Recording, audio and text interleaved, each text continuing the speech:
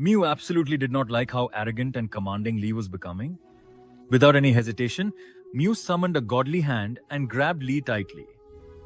He made it clear that Lee could not give orders like that to the Lord. Lee was completely shocked.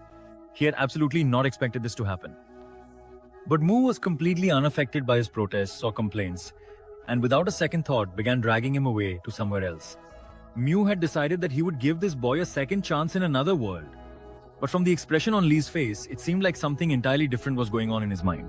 In just a short while, they reached the domain of Lucifer, the second-ranked god of the divine realm. Mew entered confidently. His firm steps made it clear what his purpose for coming there was.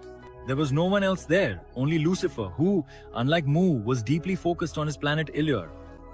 Mew marched straight into Lucifer's castle, without asking for any permission, as if Lucifer were just an ordinary person. Naturally, Lucifer was not pleased with Mu's rude behavior.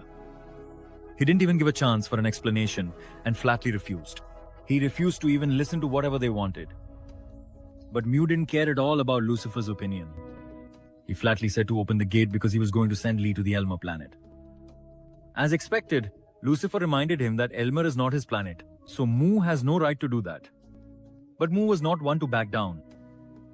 He leaned forward a bit and reminded Lucifer who the more powerful god was in this scenario. He made it clear that he could do whatever he wanted. To make his point even stronger, Mu added that if you doubt my power, I'm ready to prove it anytime, anywhere. Poor Lucifer knew he couldn't match Mu, so he started trembling in frustration. Seeing Lucifer's hesitation, Mu decided to step forward and handle everything himself.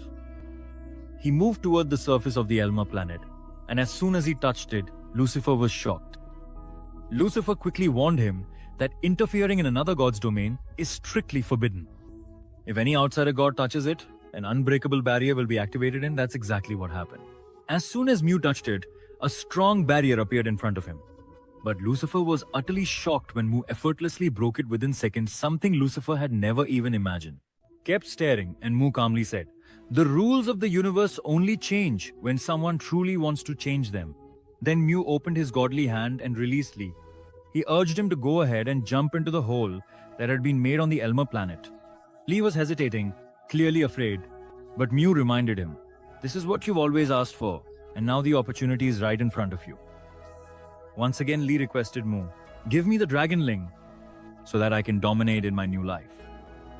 But Mu made it clear that he had no intention of giving away his assistant and directly shot Lee to the Elmer planet. After that, Mew thought for a moment, kids these days want everything served to them on a silver platter. It's as if they've forgotten how to work hard themselves. Now that everything had settled down, Mu casually looked at Lucifer and said, "Take care of the kid." And then he left from there. Meanwhile, Lucifer was burning with humiliation and anger. All he could think was, if only I had the power to tear Mew to pieces. Lucifer's story wasn't much different from Mu's. He was once the first demon lord in history, above every life form on the Elmer planet. When he claimed the title of the strongest, in his arrogance he challenged his own god. At the start of the battle, Lucifer summoned a blinding light that soon transformed into a massive magical sword. That sword was many times larger than even the god himself. Lucifer hurled it straight at the god. The god couldn't stop it. He was split in two, unable to even defend himself. After defeating that god, Lucifer took his place. But he was not satisfied. He challenged every god in the divine realm.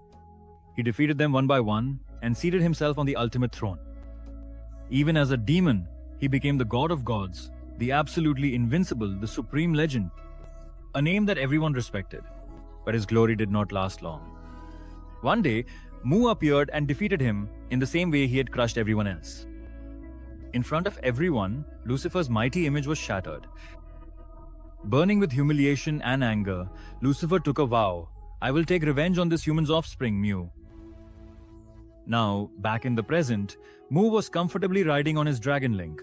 As he moved toward his domain, he had no idea that something in the sky was secretly watching him. A demon, probably sent by Lucifer himself. He was tracking Mu's every move, waiting for the perfect opportunity to strike back. Just like Lucifer was counting every moment for a chance to take revenge for his humiliation, the bully from Lee's school, who had just regained consciousness, was also eagerly waiting to see Lee dead.